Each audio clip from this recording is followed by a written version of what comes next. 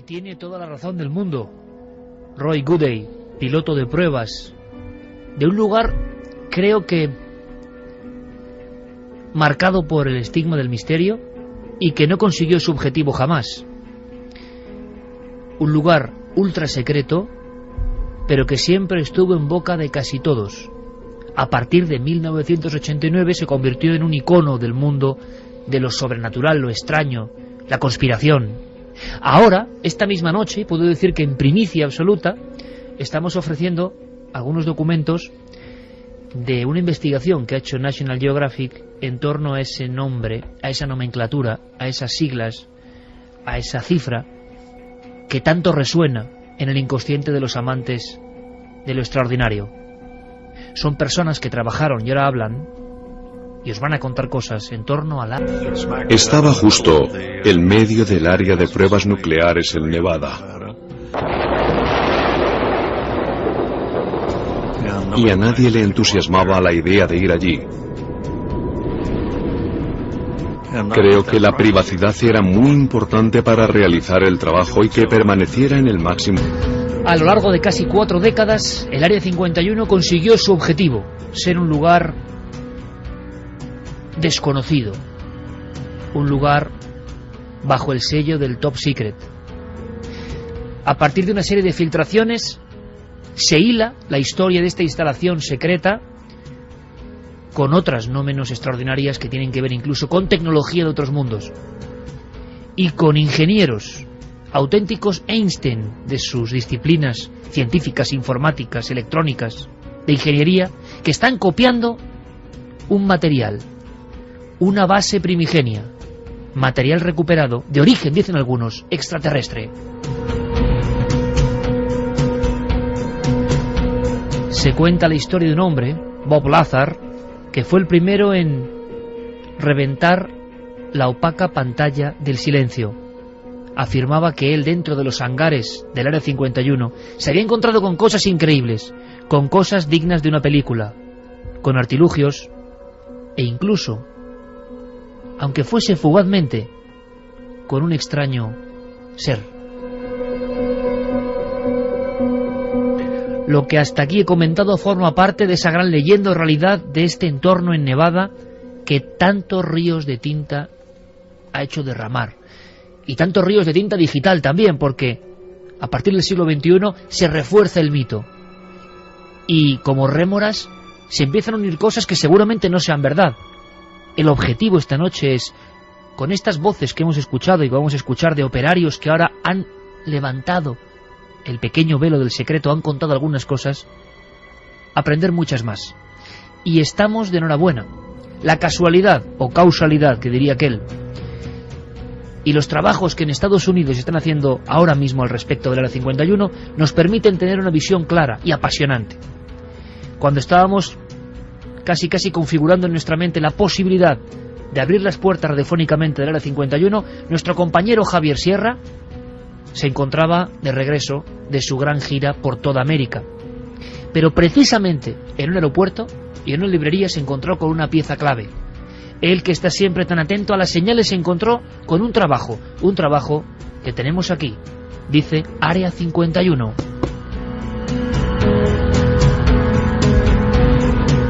Javier Sierra, bienvenido a tu hogar.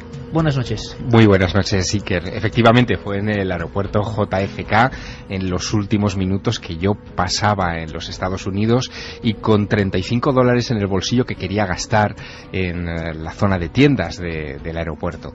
Y allí un grueso volumen negro sobresaltaba sobre el resto de las novelas y novedades que se están publicando en estos días en los Estados Unidos. Un volumen de 534 páginas, como las que tiene El Ángel Perdido, por casualidad, dedicadas íntegramente al Área 51. Se titula Área 51, una historia desclasificada de la base militar más secreta de América. Está causando un revuelo tremendo en Estados Unidos. Sí, porque quien la escribe es una periodista de investigación de los Angeles Times Magazine llamada Annie Jacobsen, que ha entrevistado fíjate, a 37 trabajadores de la base militar más secreta de Norteamérica, del Área 51, que le han revelado cosas que han querido obviamente revelar, pero también le han mantenido en la frontera de otras que no han deseado o no han podido o no han sabido contarle. Lo intrigante de todo este asunto es que hasta 1989, desde la fundación de la base en 1955, no había hablado nadie sobre lo que estaba pasando 34 años de absoluto secreto. El primero que rompe el voto de secreto es Bob Lazar, al que tú has mencionado, contando esa historia de que él había sido enviado a una zona dentro del Área 51 todavía más secreta que el área, que es el Área Sigma 4 o S4, donde él estuvo trabajando en el intento de clonar, de revertir la tecnología de 9 discos voladores que estaban dentro de un hangar en esas instalaciones. Nadie le hizo demasiado caso, porque pensaban que era una especie de loco de los ovnis, pero fue el primero que habló del Área 51, puso muy nerviosos a mucha gente porque estaba desvelando el gran secreto de los Estados Unidos después de la Segunda Guerra Mundial, que era el lugar donde se habían construido los aviones espía U-2, donde se había desarrollado la tecnología de invisibilidad Stealth, donde se estaban probando artefactos nucleares pues prácticamente todos los meses. Fíjate que, y estos son datos fidedignos, en la historia del Área 51, eso lo hemos sabido ahora, y de las áreas que hay alrededor, luego hablaremos de eso, se han probado 150 bombas atómicas en la superficie, se han detonado 150 bombas atómicas de superficie y 828 en instalaciones subterráneas. 828. Son esas explosiones, esos círculos que parece que son bocas del infierno que se abren en mitad del desierto, que mencionaba el piloto Roy Goodey. Después escuchábamos a Albert Whelan, director adjunto de la CIA, ni más ni menos, y que trabajó en el Área 51. Vamos a dar paso a la encuesta, a las vías de contacto. Hoy tenemos un material, yo creo que explosivo, en las 3 horas. Concepto Área 51, concepto transcomunicación y concepto continúa Santiago Camacho con su dossier, vamos, sin dejar títere con cabeza, porque es un asunto de verdad de primer nivel. Hemos visto el impacto que ha tenido conspiración alimentaria. Pero una pequeña cosa, Javier, aunque sean titulares, algo que a mí me ha sorprendido muchísimo, algo que por lo menos para mí, y quizá para gran parte del público que ahora mismo nos escucha a la 1:16 a través de la cadena SER, era secreto o era desconocido. Claro, Área 51, es que todos hemos escuchado cosas, pero ¿sabíais que había Área 1, Área 7, Área 19? ¿Vamos a conocer algo de esas otras áreas? Sí podemos ya saber algunas cosas. Sabemos, por ejemplo, que el nombre de Área 51 se debe a que en realidad esa zona ya fue acordonada por los militares 4 años antes del inicio oficial de la base. La base se pone en marcha en 1955, pero en 1951 ya se pone en marcha ese lugar, y según todos los indicios, los que destaca esta periodista Annie Jacobsen, que no ha escrito un libro sobre ovnis, sino un libro sobre militares, conviene esto subrayarlo mucho, y sobre pruebas militares, dice que ahí fueron a parar los restos, y hablaremos a lo largo de esta noche mucho de eso, los restos del platillo volante de Roswell, que se habían almacenado en la base de Wright-Patterson, como sabíamos todos, es decir, como lo que decía la rumorología, digamos, ufológica, se almacenaron en Wright-Patterson hasta 1951, y a partir de 1951 en Sigma 4, S4. ¿Por qué no escuchamos, aunque sea brevemente, para que todos sintonicemos ya con la clave de misterio, al personaje que en cierto momento, 34 años después, rompe el secreto? Bob Lazar. Simplemente luego lo presentaremos, luego contaremos su vida y milagros, su ida hacia los infiernos, su destrucción de vida burocrática. Pero, ¿qué contaba Bob Lazar en esencia? Contaba más cosas, pero su primer encuentro, cuando está trabajando ya en Sigma 4, a donde acudía en un autobús con los cristales completamente tintados, lo que daba todo eso una sensación de clandestino secreto increíble, él descubre en uno de esos hangares algo que va a cambiar su vida y la vida de esta instalación en tierra de nadie. Entramos al hangar, que era bastante largo, y allí dentro tenían un platillo volante absolutamente clásico, como salido de unos dibujos animados o una película de ciencia ficción. Estaba posado sobre el vientre en el suelo. Yo fui, levanté la mano para tocar el metal de la nave y de inmediato me expedientaron por ello. Tenía la forma de un platillo volante. Esto explicaría por qué hay tanta gente que ve ovnis, porque estaban intentando fabricar un aeroplano similar. Y se me pasó por la cabeza que fuera de origen alienígena o algo por el estilo. El objetivo fundamental de nuestra labor consiste en intentar copiar parte de ese material con sustancias que se encuentran en la Tierra. Bueno, ¿qué quieren decir con sustancias que se encuentran en la Tierra? Esto confirmaba parte de lo que había leído, que aquel objeto era de hecho una nave alienígena. Nunca antes habías estado tan cerca de lo desconocido. Milenio 3. Cadena SER.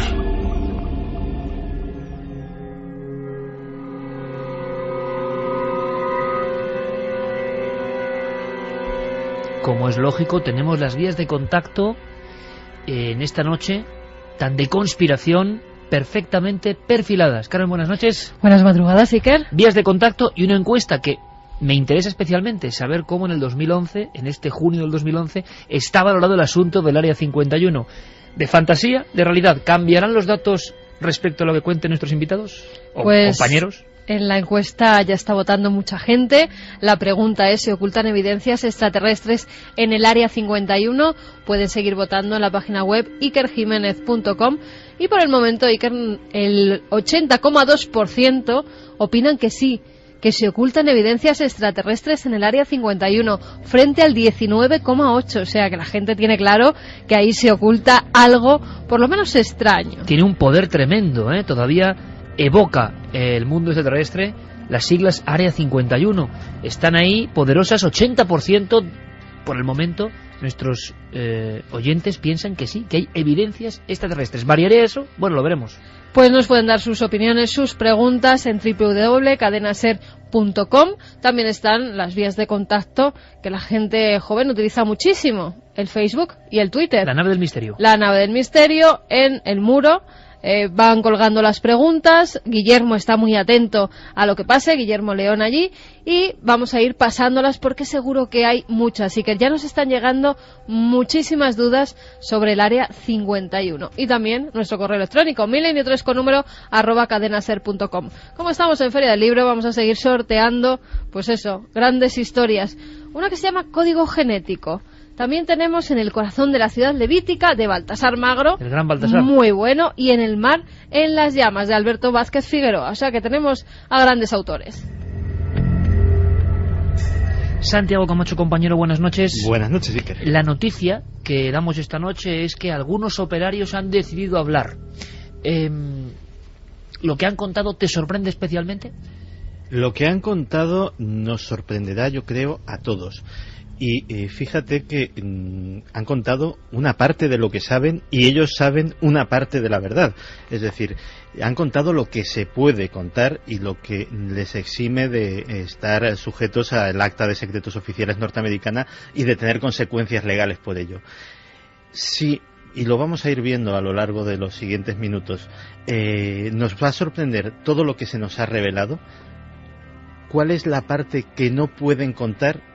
¿Y cuál es la parte que no saben? Esa es la gran pregunta de esta noche. Pues comenzamos por el principio, por un lugar en mitad de la nada, por cierto, compañeros, en un lugar, en un entorno, en un enclave absolutamente desértico, apartado, ideal para instalar algo sobre el secreto. Hay que empezar por el principio, efectivamente, y el principio en realidad no se encuentra ahí, sino probablemente en los vericuetos de Washington durante la Segunda Guerra Mundial o durante los años previos a la Segunda Guerra Mundial, cuando los Estados Unidos toman la determinación en un momento dado de entrar en ese conflicto. Se pone en marcha la operación negra, lo que llaman allí la Black Operation, más importante de la historia, que es el proyecto Manhattan, el proyecto que llegará a construir la bomba atómica. Quiero que nos pongamos en situación porque hay un detalle, un dato de la historia, es decir, no es algo que no se pueda consultar en una enciclopedia, que es estremecedor. Cuando en abril de 1945 Harry Truman llega a la Casa Blanca y se sienta por primera vez en el despacho oval, la primera carpeta que le ponen en la mesa de su escritorio es la que le desvela por primera vez, porque no tenía ni idea, que el proyecto Manhattan está en marcha. Un proyecto que estaba costando en esos momentos al erario público 28.000 millones de dólares americanos y que nadie en el Congreso, en el Capitolio, en el Senado, en fin, sabía, no tenían ni idea, que empleaba a 200.000 personas. Es decir, que oficialmente trabajaban en ningún lugar. En ningún lugar.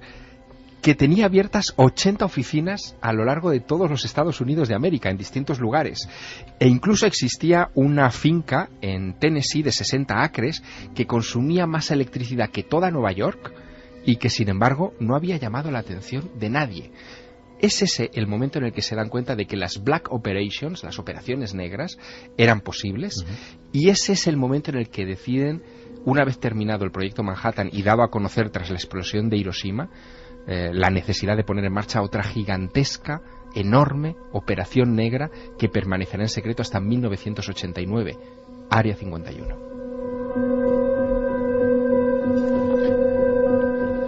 Área 51, porque aquí tenemos ese dato, yo creo que interesante, diferente, curioso, porque ya había unas áreas perfectamente perfiladas anteriores, áreas que, por cierto, han quedado... ¿Cómo han quedado? Arrasadas, imposibles para volver a ser habitadas. Pues algunas mira, descripciones como un poco tipo Chernóbil. Sí, fíjate, te puedo dar incluso los nombres de las áreas y lo que hay en algunas de ellas, ¿no? Área 3, Área 5, Área 7, Área 8, Área 9, 12 y 15 fueron la zona cero para detonaciones de bombas atómicas.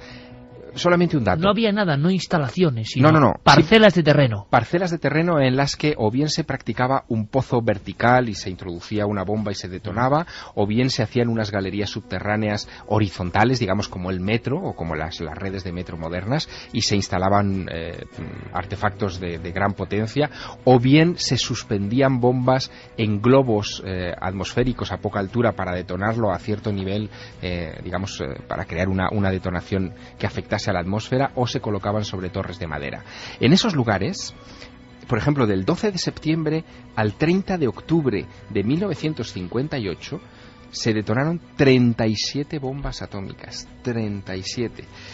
Algunas de ellas quedaron perfectamente inutilizadas. Hay un caso en concreto que fue altísimo secreto hasta fechas muy recientes, hasta el año 2010, que pone los pelos de punta. Se llamaba Proyecto 57 y tuvo lugar en el Área 13. Todo esto parece nomenclatura militar extraña sacada de una película. Mucho. Bueno, el Proyecto 57 trató durante toda la primavera de 1957 de estallar una bomba sucia de plutonio 239. Para que te hagas una idea, el plutonio 239 sobrevive 20.000 años. Bueno, simularon el accidente de un avión, un XV-25, con una de estas bombas de plutonio 239 a bordo, y lo dejaron finalmente caer el 24 de abril de aquel año, de 1957. Ellos predijeron que la lluvia de plutonio, la lluvia de partículas de plutonio, afectaría a muchos kilómetros a la redonda, y colocaron como grandes placas adhesivas para tratar de capturar esas partículas que caerían del aire, pero quisieron ir más allá. Construyeron casas con aceras, edificios completos. De repente se dieron cuenta de que sería interesante poner también calles asfaltadas, pavimentadas. Para probar el impacto. Exacto. Añadieron camiones, vehículos, motos. Llegaron a construir el interior también de las casas. Esto parece el inicio de, no sé si te acuerdas de la película, pero de Indiana Jones y la calavera de cristal, que hay un momento en el que Indiana Jones se ve metido en un test de estos nucleares. Bueno, pues parece eso, ¿no? Para que te hagas una idea, llegaron a colocar allí burros, águilas, ovejas, ratas, para someterlos a este tipo de radiactividad, y detonaron la bomba sucia. La bomba sucia tuvo unos efectos todavía mayores que los que ellos habían calculado, y tuvieron que vallar una zona amplísima con unas vallas, digamos, electrificadas y de protección para que nadie pudiera entrar. Y es una zona muerta. Zona 13, Área 13, es una zona muerta que está condenada en los próximos 20.000 años a no ser pisada. 1:28 minutos, y ahora, Santiago Camacho, me están veniendo a la mente una serie de imágenes, un racimo como de postales en blanco y negro, que nosotros, tú en concreto, que nosotros en el programa de televisión hemos empleado más de una vez. Yo tengo siempre la curiosidad, pruebas de explosiones atómicas, donde de repente una casa sufre una tremenda deflagración, donde vemos elementos físicos que se disuelven prácticamente, y siempre me he preguntado de dónde vienen esas imágenes, y quizá vengan de este lugar. No, por supuesto que vienen del área de pruebas nucleares de Nevada, casi todas ellas. De hecho, el invento de esta prueba muy probablemente tuviera que ver con valorar los efectos que tendría algo que pasó en realidad y que pasó en nuestro país, que es que directamente un avión cargado con armamento nuclear cayese en un área civil y contaminase la zona. Aquí pasó en Palomares, tuvimos la inmensa fortuna de que el avión no cayó en llamas y las bombas quedaron perfectamente intactas, con lo cual no se esparció en la atmósfera, pero fíjate que esa contingencia ya estaba absolutamente contemplada. En esos desiertos de Nevada también se llevaron a cabo cosas tan curiosas como las maniobras nucleares. A mediados de los años 90, la opinión pública norteamericana se quedó muy extrañada ante las demandas de una asociación de veteranos nucleares. Y decía, bueno, ¿quién será esta gente de los veteranos nucleares? Pues gente que habrá estado en silos atómicos y este tipo de cosas. Y descubrieron que no. Descubrieron que esta gente había participado en maniobras militares en las cuales el momento cumbre, la guinda del pastel, era delante de sus mismas narices, a pocos centenares de metros, a pocos kilómetros, según salían de las trincheras para simular una carga contra un enemigo invisible, detonar una bomba atómica para ver los efectos psicológicos, posiblemente también los efectos físicos que tenía esto. Esto fue un escándalo, Santi, que si no me equivoco, le estalló prácticamente, nunca mejor dicho, en la cara al gobierno de Clinton, ¿no? Efectivamente, le estalló en la cara al gobierno de Clinton y no tuvieron más remedio. De hecho, coincide, mediados de los 90, es precisamente en el momento en el que se desclasifican casi todas las filmaciones de las pruebas nucleares norteamericanas, documentos que en aquel momento pues eran difíciles de conseguir. Yo me los conseguí en VHS y tal a través de correo, pero que ahora cualquier interesado puede verlos a través de la red sin mayores problemas, y que son muy recomendables para que se vea hasta qué punto es escalofriante lo que se llevaba a cabo allí. Yo creo que ha llegado el momento de introducir al gran actor que está detrás de todas estas cosas. Ese gran actor es la Comisión de Energía Atómica de los Estados Unidos. Es quien detenta el poder durante, en fin, la construcción de ese gigantesco proyecto Manhattan, y quien de alguna manera se convertirá casi en un gobierno dentro del gobierno, la única institución capaz de robarle información al presidente de los Estados Unidos y no dejar que el propio director de operaciones del país sepa lo que hay detrás, ¿no? La Comisión de Energía Atómica se queda en una situación verdaderamente delicada, verdaderamente frágil por primera vez, por culpa de una periodista, y conviene también que este nombre quede reflejado en las ondas.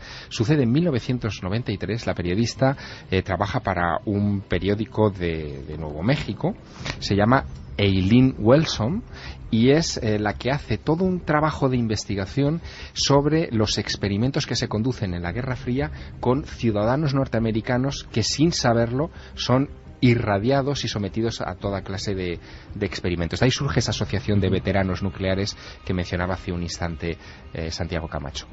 No solamente eso, Bill Clinton se queda pasmado con las averiguaciones de esta mujer, de Eileen Welsom, y ordena una investigación que sin embargo se detiene cuando tiene que entrar en las cloacas de la Comisión de Energía Atómica. El propio Clinton no sabrá lo que hay después, pero lo poco que se sabe, lo poco que terminará apareciendo a la opinión pública, es impresionante y va a tener que ver con el desenlace de esta historia que dentro de un rato contaremos en estas ondas, ¿no? y que es muy importante. Eileen Welsom descubre en 1993 y le vale el premio Pulitzer de periodismo en 1994, es decir, no estamos hablando de algo extraño, sino algo de la historia del periodismo. Descubre que la Comisión de Energía Atómica condujo experimentos de plutonio con niños retrasados mentales de un orfanato a las afueras de Boston, entre otros muchos. Llegaron hasta ese extremo.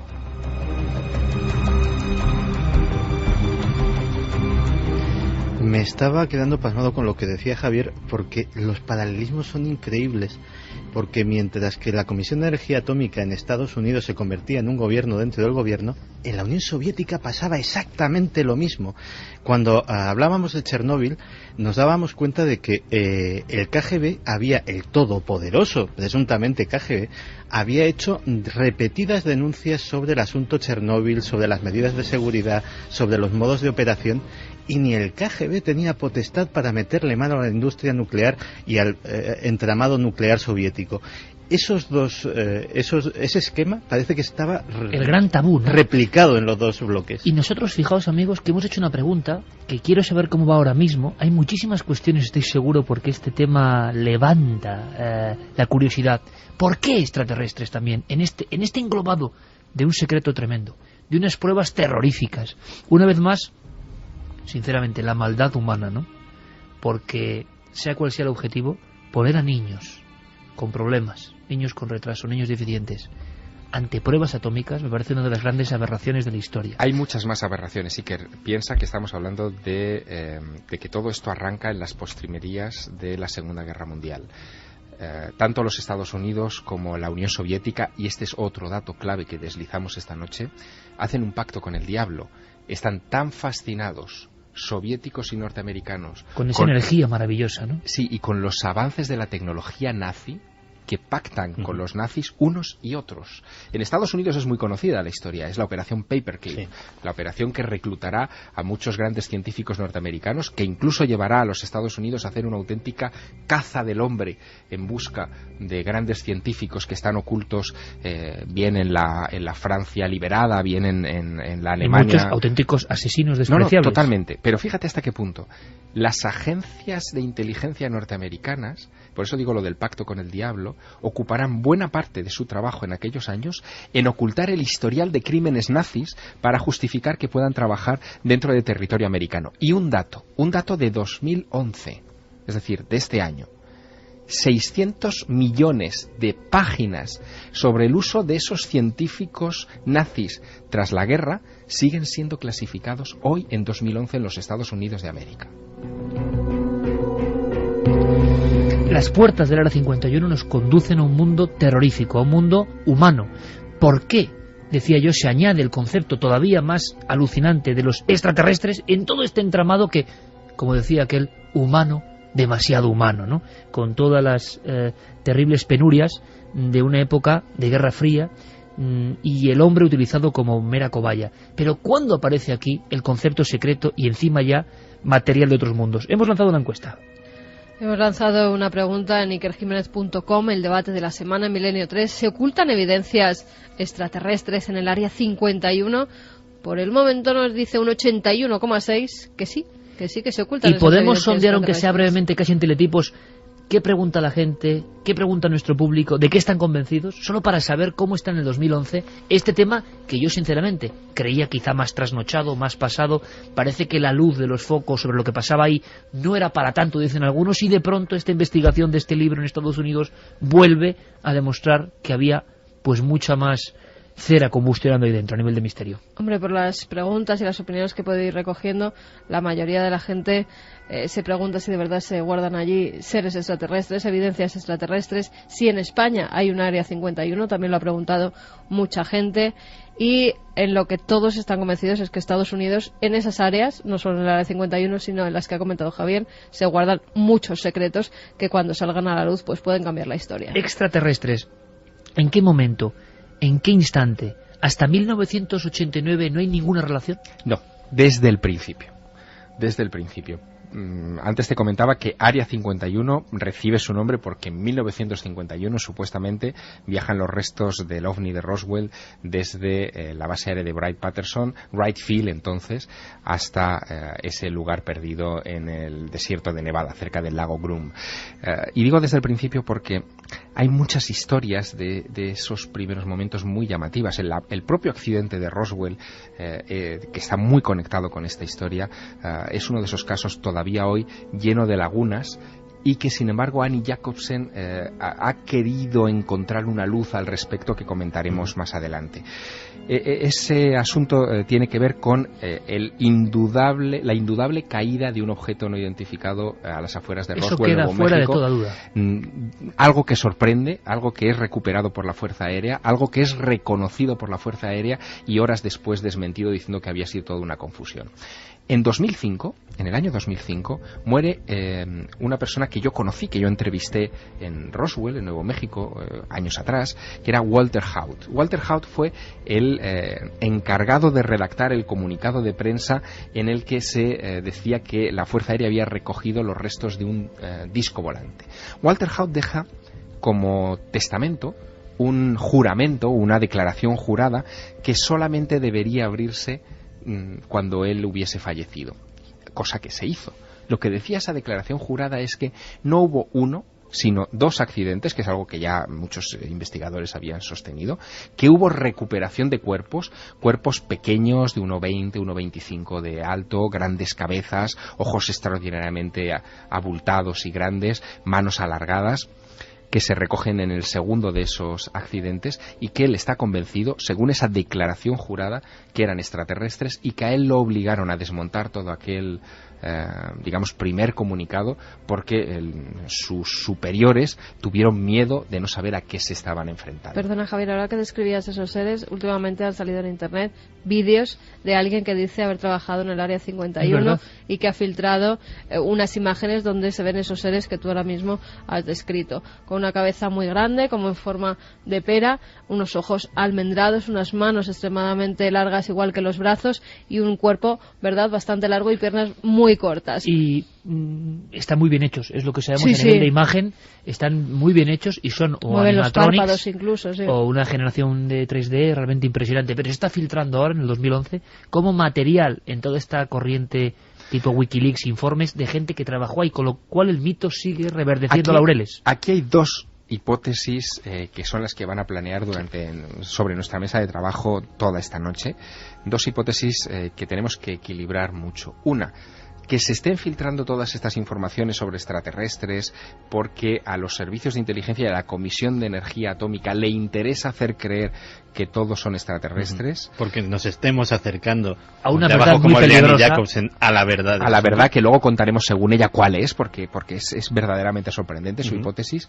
O bien que realmente los extraterrestres estén detrás de todo este asunto y sean lo que ha movido pero Javier, ese gran complot. Entre Roswell y la Guerra Fría y la recuperación en el 47 y el traslado de esos restos y el chivato Bob Lazar, que rompe el secreto de los trabajadores y dice yo he visto, ¿qué es lo que ha visto? Primero vamos a definirlo. No hay nada en ese impasse. Bueno, hay cosas como, y lo comentábamos hace unas horas antes de empezar el programa Santiago y yo, hay cosas como, por ejemplo, el avistamiento de Kenneth Arnold. 1947, junio del 47, unas semanas antes del caso Roswell, él describe 9 objetos extrañísimos en forma de media luna, que él mismo, en fin, en algunas de las fotografías clásicas posa con un dibujo. Posa con un dibujo. Ese dibujo ahora hemos podido compararlo con un diseño aeronáutico que los Estados Unidos estuvieron persiguiendo denodadamente al final de la Segunda Guerra Mundial. Ellos estaban detrás de 2 ingenieros nazis que finalmente capturaron en Alemania, ocultos en Alemania. Se llamaban Walter y Reimar Horten, que habían diseñado varias de estas alas volantes. Una de ellas, por ejemplo, la Horten 229, era un vehículo predecesor de la tecnología Stealth, que después, en los años 40. En los años 40 estaba ya prediseñado lo que era la tecnología Stealth que desarrollaríamos en los años 80 en el más absoluto de los secretos en el Área 51. Gracias a estos hermanos Horten, que se convirtieron en la obsesión de los norteamericanos. Uno de los hermanos Horten, y esto te va a llamar mucho la atención por otras connotaciones que tiene, terminó refugiado en Argentina, en Villa Carlos Paz. Y allí fue entrevistado, pero puso 2 condiciones para contar su experiencia. Una, no hablar de Hitler y de la política de Adolf Hitler. Y 2, no hablar de la CIA porque según él, esos locos, él lo decía así, estaban persiguiéndolo porque creían que él estaba fabricando los platillos volantes de los primeros años del fenómeno en Estados Unidos. Claro, los hermanos Horten, aparte de ser un par de genios de la aeronáutica, reciben en su momento un encargo de Hermann Göring, del mariscal del aire, que se llama el encargo del proyecto 1000×3. El 1000×3 era hacer una aeronave capaz de transportar 1000 kilos de bombas a 1000 kilómetros de distancia a 1000 kilómetros por hora. Eso era vital para intentar sustraerse de las pérdidas tremendas que estaba sufriendo la Luftwaffe de manos de los pilotos de la RAF en su batalla de Inglaterra y de esta manera seguir hostigando al Reino Unido. Y los Horten se ponen a trabajar en ello y empiezan ellos, curiosamente eran diseñadores de planeadores, era su especialidad, pero empiezan a desarrollar proyectos de alas volantes que son absolutamente revolucionarios. Hay una en concreto que yo la he tenido, se lo comentaba en esa conversación a Javier, la he tenido años esa fotografía en la cabeza, la fotografía de Kenneth Arnold con ese dibujo, porque yo conocía, lo había hecho hasta en maqueta cuando era aficionado al modelismo en mis años mozos, el Horten 11. Los que tengan internet a mano que pongan HO 11 con números romanos en Google y busquen las imágenes. Si eso no es exactamente lo que dibujó Kenneth Arnold de su avistamiento, yo la verdad no me puedo imaginar nada más parecido. Y no cualquier avistamiento, sino el avistamiento que oficialmente, el 24 de junio del 47, daba origen al fenómeno de los platillos volantes. Pero quiero que escuchéis una cosa. Esa historia, y quiero que Javier nos cuente, porque yo no la conocía bien, lo que vio este operario, en todo ese entramado que vive en el secreto, en el absoluto secreto, por la tecnología y por los horrores, digo yo, que se cometieron, en ese mundo árido del Área 51, trabaja un hombre, de aspecto un tanto aniñado, grandes gafas, peinado con raya, y que de pronto se va a convertir, dice él, en amenazado, una vida destruida. ¿Cómo osó contar lo que vio ahí dentro? ¿Qué vio ahí dentro? Vio algo más que el platillo que hemos escuchado. Vio hasta las pruebas. Llevó a familiares para que vieran las pruebas a determinadas horas, para confesarles en petit comité: esto es lo que estamos haciendo en el Área 51, copiando tecnología de restos extraterrestres recuperados. Y lo contó en una entrevista célebre. A partir de esa entrevista, mucha penuria para él, luego lo contaremos. Este es parte del testimonio de Bob Lazar. Vamos a hacer una cosa, escuchamos ahora cómo con esa vehemencia cuenta que incluso veía las luces, los focos, las evoluciones, no, ojo, de naves extraterrestres, sino de los clones humanos de esas naves guardadas, custodiadas desde los años 40. Por lo general, las pruebas de la nave se llevaban a cabo los miércoles por la noche, porque era a mediados de semana y había muy poco tráfico en las autopistas de la zona. Se acercó hacia nosotros a gran velocidad, haciendo giros bruscos de 90 grados. Cuanto mayor es el nivel de energía de la nave, más brilla. No hay nada que pueda realizar un giro de 90 grados a cientos de kilómetros por hora. Y esa es la impresión que se llevó todo el mundo. Como no tuvimos ningún impedimento la primera vez, quisimos volver y sacar fotos de la nave. Pero eso es como filmar una estrella en el cielo nocturno. Tan solo es una mancha de luz moviéndose. Los de seguridad nos descubrieron en medio de la más absoluta oscuridad. Encendieron sus linternas y había un ejército de gente alrededor. Fue increíble. Una de las cosas que me dijeron fue: cuando te confiamos esta información, no dijimos que pudieras contársela a todo el mundo. El guarda me apuntó directamente a la cara con una M16. Querían que supiera que iban en serio. 1:47, una pequeña aclaración.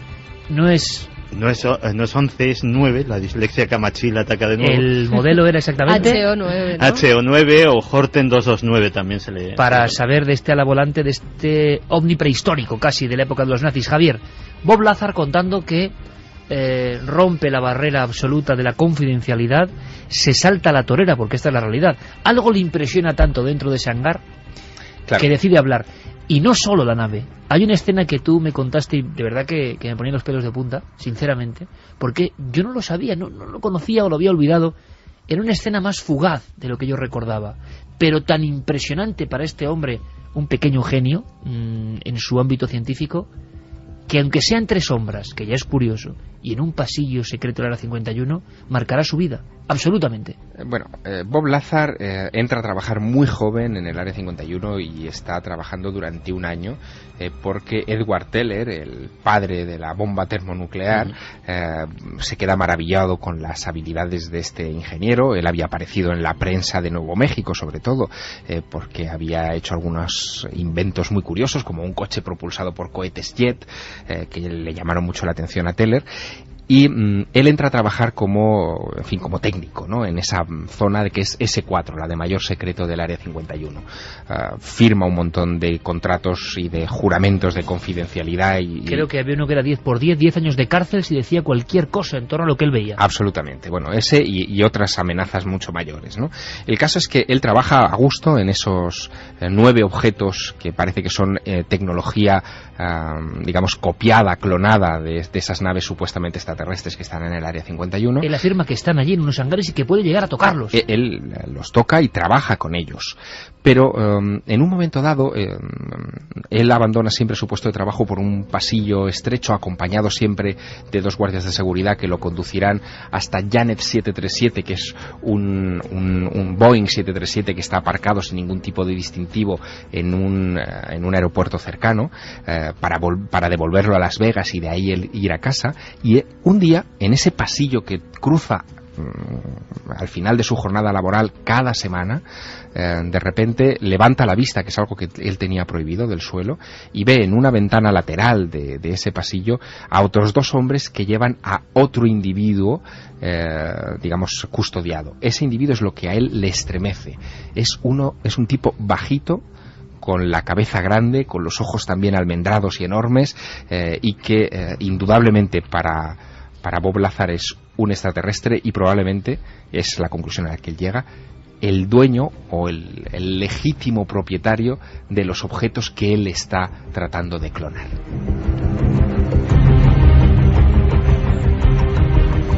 Un encuentro fugaz de segundos. ¿Qué llega a ver? ¿Qué movimiento hay? ¿Qué está haciendo ese ser? Los guardias que lo acompañan le obligan a bajar la cabeza y lo amonestan.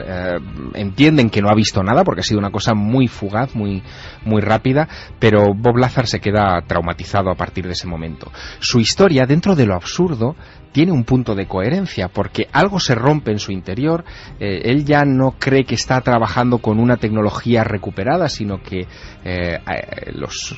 existen seres vivos allí y que le están ocultando mucha información sobre ese asunto, y necesita desahogarse con alguien. Lo hace con su esposa y lo hace con un buen amigo. Y decide demostrarles que aquello que él les está contando, que está trabajando en platillos volantes copiados de tecnología extraterrestre, es cierto. Así que se los lleva en su coche particular a la periferia del Área 51, que es accesible, es decir, es una zona ya pública, claro, una noche, sabiendo él los horarios de pruebas que tienen esas aeronaves para ver si logran algo. El modo en el que se hacen esas pruebas es muy singular. Las luces de las pistas de S4 apenas se iluminan unos segundos antes de que la aeronave que en ese momento se va a probar toma aire, o sea, despega, o se iluminan solamente en el momento en que sus ruedas van a tocar el suelo y luego se vuelven a apagar para mantener en el más absoluto de los secretos la opacidad respecto a esas pruebas. Bueno, él se los lleva a la hora exacta de la madrugada en la que van a probarse alguno de esos 9 aparatos en los que él ha trabajado, y sus compañeros ven efectivamente las maniobras de unas luces que desafían las leyes de la aeronáutica convencional, ¿no? que maniobran de una manera muy brusca. Pero Iker, son descubiertos por los guardias de seguridad del perímetro del Área 51. Bob Lazar es identificado, es expedientado, es expulsado de su trabajo en esa base, y su historial empezará a desaparecer misteriosamente de la universidad en la que él se formó, de los otros trabajos que tuvo, y caerá en una especie de limbo administrativo en el que todavía hoy vive. El propio Lazar habla de vida destruida. Aquel encuentro con un ser de naturaleza extraña para él, de forma casi fugaz, en un hangar, en la oscuridad, le marcará para siempre. Y vamos a escuchar lo que él dice, encuentros con extraños personajes.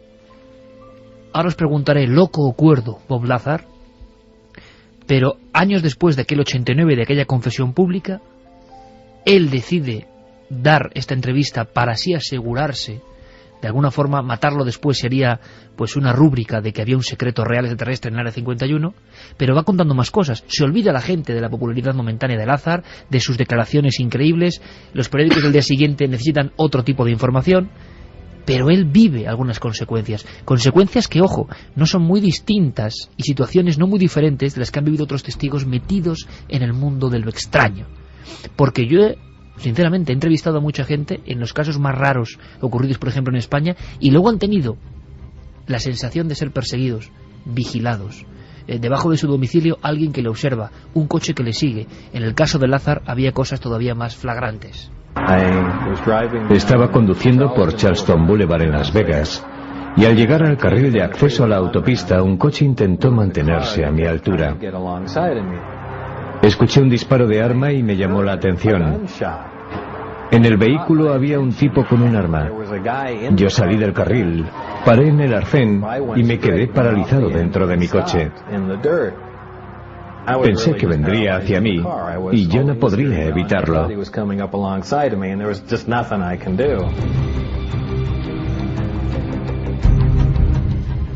Y vamos con vuestras dudas. David, por ejemplo, nos dice que ese avión al que ha señalado Santi lo conocía por el videojuego de principios de los 90 llamado Secret Weapons of the Luftwaffe. Eso es, de Lucasfilm Las armas Games. secretas de la Luftwaffe. Sí.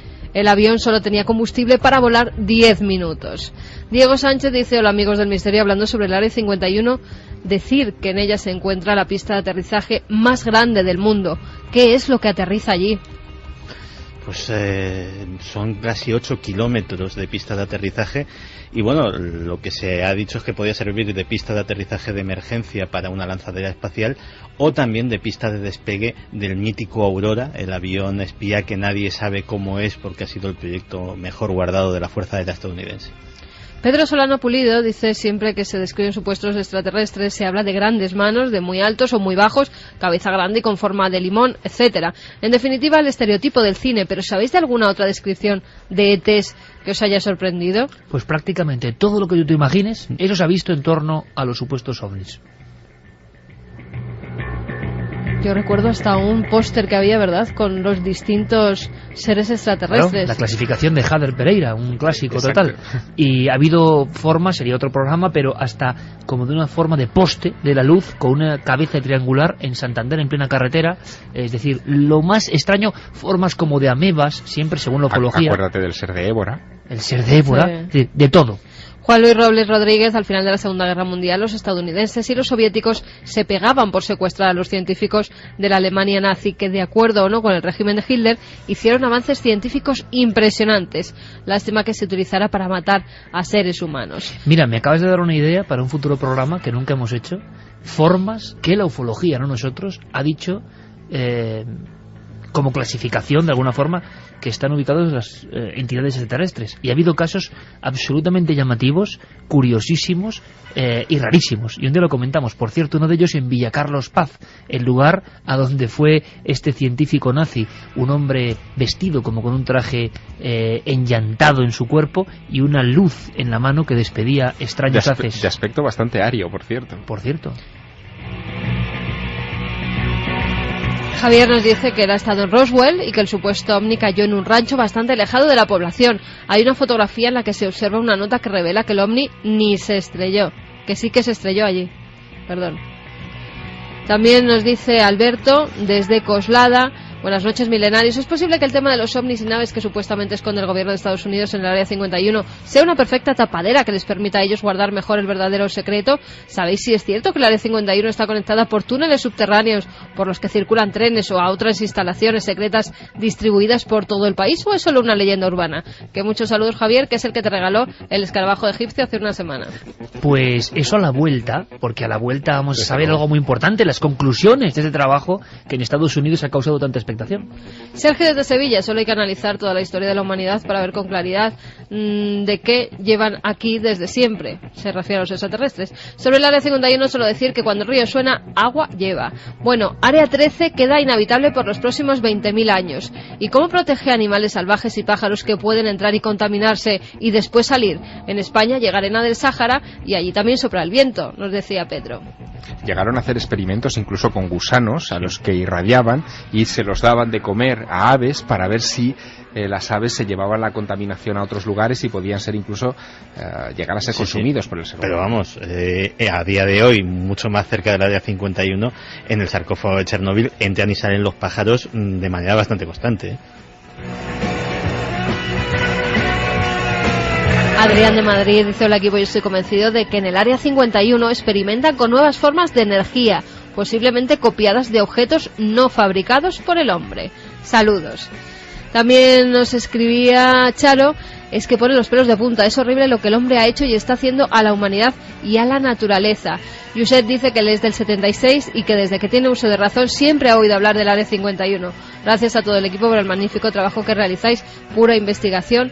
Para mí, saludos. Lo interesante es que la confesión de este Bob Lazar, que muchos trataron prácticamente de chalado, pero que trabajaba efectivamente en el Área 51, hizo que los ojos de medio mundo se posaran en ese fragmento milimétrico casi del mapa global. Y resulta que ya había una instalación, y resulta que pasaban cosas. Y además, si faltan pocos elementos interesantes e intrigantes para este enorme puzzle, ha habido en el 2011 una investigación que tiene conclusiones. ¿Qué conclusiones son esas? ¿Qué ha descubierto esta periodista que ha revolucionado el panorama en Estados Unidos? Lo contamos a la vuelta, en Milenio 3. Con nuestro compañero Carlos Largo, Fermín Agustí y Noel Calero en los mandos de esta nave del misterio, que acude hoy a un lugar casi natural para este concepto de nave, el Área 51. Enigmas y conspiración casi en la misma balanza, en un entorno desolado, lleno de secretos, de algunos informadores y de visiones extrañísimas, bizarras casi. Un ser de pequeño tamaño, quizá, quién sabe, si nacido fuera de la Tierra. Eso creía, o cree Bob Lazar, el hombre que rompe todos los muros de absoluto hermetismo. 10 años de cárcel, decían. Pasó tiempo en la cárcel Bob Lazar. Le amenazaron de verdad. Él contaba que se le acercaba un coche, se le bajaba un individuo. La historia final es que casi le disparan. Varias veces le encañonan. Le dicen que no puede hablar. Y esto ha ocurrido en muchos casos, muchos casos. Yo recuerdo, por ejemplo, trabajando en una historia que me absorbió la sesera durante bastante, iba a decir, no bastante tiempo, bastantes meses, incluso 2 o 3 años, los sucesos ocurridos en una base aérea en España, con la visión de un humanoide, disparos. Algunos de los testigos de esta historia, tiempo después, y esto de verdad me dejaba muy inquieto, porque uno ya no sabe si forma parte de la sugestión lógica de personas que han vivido algo fuera de lo normal, o porque está pasando de verdad, porque está ocurriendo, porque se vigila a estos individuos que han estado cerca de cosas que no se pueden contar. Recuerdo perfectamente al soldado José Manuel Trejo, que me contaba que tiempo después de aquel enfrentamiento casi cara a cara con una visión o un ser extraordinario, después de haber apretado el gatillo un compañero suyo, después de una serie de experimentos en el Hospital de Madrid, resulta que, trabajando en diferentes oficios, volviendo a la vida real, varias veces observa a unos individuos que clarísimamente le informan de que no puede hablar. Se les aparecen de una forma diferente, inesperada, en ambientes normales y corrientes, en diferentes puntos de España también. ¿Forma parte de la locura en la que entra la dimensión mental de estas personas? ¿O es parte de la verdad? Lo que sabemos, lo que parece, es que Bob Lazar, desde luego, pagó muy caro su chivatazo. Incluso Javier, tú has sido testigo de hasta medidas de seguridad para las personas que conocían a Lazar, para revelar los secretos de Lazar, todo como si fuese una cuestión de vida o muerte.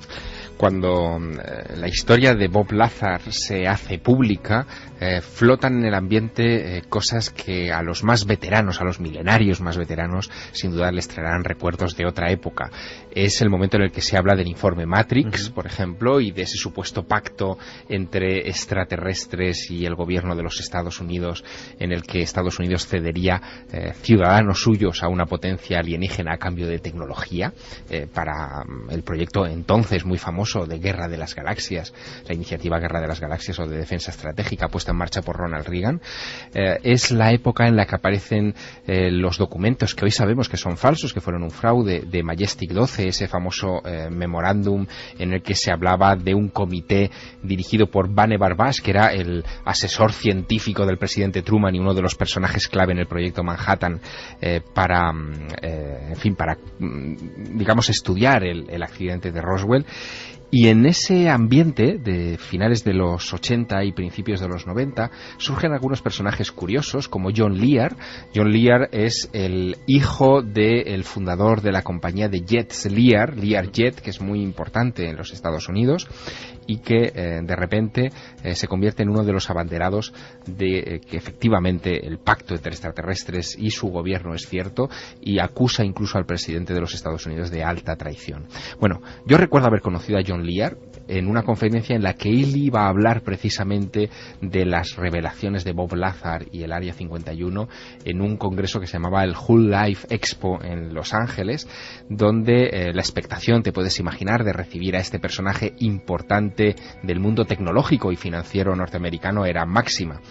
Él llegó allá a una sala atiborrada de gente. Yo estaba acreditado como periodista en esa sala, tenía 20 años, en fin, estaba muy expectante de qué es lo que podía suceder, pero lo que me sorprendió no fue ver entrar a John Lear impecablemente trajeado, sino que delante de él había 6 fornidos guardaespaldas que crearon una línea, un cordón de seguridad entre el atril donde él iba a conferenciar y el resto del público, porque John Lear decía que tenía algo tan importante que decir que su vida corría peligro, igual que la del presidente Kennedy en su momento, que algunos han vinculado también a su intento de revelar la gran verdad vinculada al fenómeno OVNI.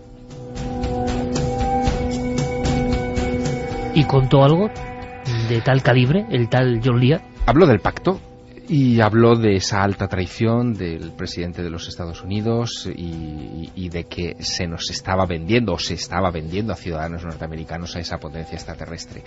Yo creo que la sensación fue de absoluta incredulidad y muchos nos fuimos de allí pensando que aquello de los guardaespaldas había sido una bonita puesta en escena, muy cinematográfica, en una ciudad como Los Ángeles y poco más. Pero es que probablemente, visto lo que ahora está apareciendo y, en fin, lo que empezamos a saber del Área 51, de sus proyectos de investigación secretos, de lo que allí se cuece, a lo mejor eso formaba parte de un programa de, digamos, intoxicación o de adaptación psicológica creado por los propios servicios de inteligencia, pensando en la opinión pública norteamericana. Y esto, que parece también raro, no lo es tanto si tenemos en cuenta un evento que no hemos mencionado esta noche aquí, pero que en las conclusiones que daremos en unos instantes es muy importante.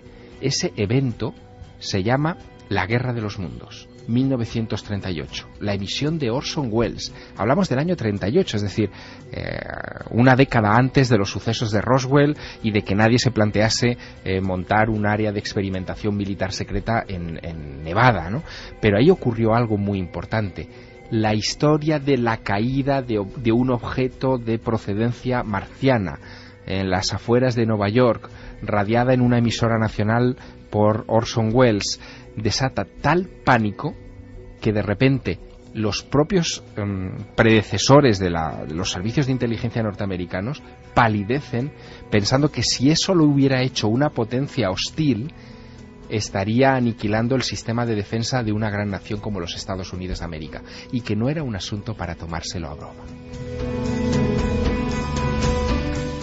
Santi, casi en titulares, Bob Lazar, ¿qué ha sido de él? Sabemos que trabajó efectivamente en el Área 51, realmente su vida se desplomó como un castillo de naipes, ¿hoy sigue haciendo cosas? Pues intentaré responder muy brevemente. De las muchas pruebas de si estuvo realmente trabajando allí, una de ellas, posiblemente la más notable porque es una prueba documental, es una nómina, un W2, que es como se llama allí los formularios de la nómina del gobierno estadounidense, concretamente del Departamento de Inteligencia Naval, y que, curiosamente, hubo un personaje que intentó confirmarla en ese mismo departamento, en el Pentágono. Era John Andrews. John Andrews era líder de un grupo de los observadores del Área 51, pero ellos no observaban ovnis. Ellos eran de los fanáticos de la aeronáutica. Él tenía una empresa de modelos aeronáuticos, Testor, los aficionados al modelismo la conocerán bien, y el afán de estos hombres era intentar tener un atisbo de cualquier prototipo avanzado de avión, hacerle una fotografía, ya sería maravilloso, pero desde el punto de vista más alejado de la ufología posible. Y de hecho, John Andrews lo que pensaba era que Bob Lazar era un farsante, que aquel documento era absolutamente falso, y aprovechó que durante la Guerra del Golfo, la Primera Guerra del Golfo, estuvo destinado en la Guardia Nacional, tuvo que ir para resolver unos asuntos a Washington, y aprovechando su condición de militar se acercó al Pentágono, a una oficina administrativa, y dijo: mira, quiero simplemente, porque parece ser que es de algo clasificado, quiero saber si esta nómina es real, o sea, nada más. El oficinista, como más o menos aburrido, mete los números y en ese momento suena un teléfono, el teléfono del oficinista. Él descuelga y dice: bueno, sí, claro, cómo no. Automáticamente a John Andrews le comunica: el almirante quiere verle. John Andrews era un sargento de la Guardia Nacional, ni siquiera digamos del ejército regular estadounidense. Se fue al despacho de este almirante y el almirante simplemente le dijo: como vuelva a investigar sobre esto, se enfrentará a una corte marcial. Yo creo que desde luego es, si no una confirmación, por lo menos es una prueba circunstancial del asunto. En cuanto a qué hace Bob Lazar ahora mismo, pues Bob Lazar sigue viviendo. Trabaja para una empresa que se llama United Nuclear, que se dedica, entre otras cosas, a enviar por correo a gente que lo pide, bajo previo pago de su importe, materiales radioactivos, o sea, minerales radioactivos, poderosos imanes, curiosidades como el aerogel y diversos productos químicos. El aerogel ignoro lo que es, si algún oyente nos lo puede aclarar, y que afirma tener más de 300.000 clientes satisfechos en todo el mundo, incluidos organismos públicos, escuelas y científicos amateurs. Es decir, el perfecto amigo de Santiago Camacho. Espera, que todavía queda una cosa. Cada cierto tiempo organiza en el desierto de Nevada un show que se llama el Desert Blast, en el cual se dedica a hacer explosiones de todo tipo, como sobre todo a colegios, para hacer demostraciones de física recreativa y de cómo algunos principios, como sobre todo los que manejan los explosivos, pues funcionan en la vida real. Sigue manteniendo su testimonio de lo que vio aquella tarde en ese hangar. Por supuesto, se ha mantenido absolutamente firme y sin contradicciones. Una historia digna de la mejor película, desde luego. Y nos quedan las conclusiones. Javier Sierra se encontraba en el aeropuerto JFK de Nueva York con este libro que está causando una enorme expectación. Y las conclusiones, desde luego, son para escuchar con muchísima atención. Sorprendentes. Cuanto menos sorprendentes, pero es que la respuesta a esas conclusiones hay que buscarla en la Unión Soviética. Tenemos que meternos, y insisto, esto es la teoría de Annie Jacobsen después de haber entrevistado a 37 trabajadores del Área 51 y haber documentado durante muchos años esta cuestión. Son sus conclusiones, no son las mías ni las de este equipo, pero son sus conclusiones y hay que escucharlas. Ella dice que para comprender todo esto hay que ir a la época de la Guerra Fría, a la época de las primeras pruebas nucleares, a cuando se desvela la existencia del proyecto Manhattan y cuando Stalin se da cuenta de que los Estados Unidos han conseguido ya la bomba atómica. Él, de hecho, había tenido espías en todo momento en los Álamos y en todos los laboratorios donde se habían hecho estas pruebas y, por lo tanto, seguía de cerca esta cuestión. Pero lo que le preocupaba a Stalin era cómo podía amedrentar a los Estados Unidos con algo que fuera digamos, equivalente a la bomba atómica, o que los mantuviera al menos a raya, y mientras él terminaba de desarrollar sus bombas atómicas, que los Estados Unidos no le invadiesen. Ese es el panorama que él prefigura. Y aquí entran en juego algunos de los elementos, algunas de las pistas que hemos deslizado en la hora anterior. Una de ellas son los científicos nazis. Tanto soviéticos como norteamericanos reclutan a científicos que estuvieron compartiendo proyectos de todo tipo. Una de las aproximaciones más extrañas que hizo Joseph Stalin, y que está documentada en este libro de Annie Jacobsen, es la que hizo a Joseph Mengele. Joseph Mengele durante un tiempo estuvo oculto en Alemania con identidad falsa, después terminaría en Argentina y Paraguay y moriría, si no me equivoco, hacia 1979, pero durante un tiempo desde Alemania estuvo trabajando para los espías soviéticos que se quedaron con una parcela importante del país, ¿no?, del país alemán. Bien, pues Joseph Mengele hizo todo tipo de pruebas para Stalin, y pruebas de tipo genético, tendentes a crear una raza más resistente de soldados, o incluso para crear pilotos especiales para algunos de los prototipos. Él incluso parece que llega a hacer operaciones en niños rusos a los que manipulaba, quitándoles fragmentos de cráneo, poniéndoles fragmentos de otros cráneos, sometiéndolos a todo tipo de, en fin, atrocidades para alargar sus extremidades.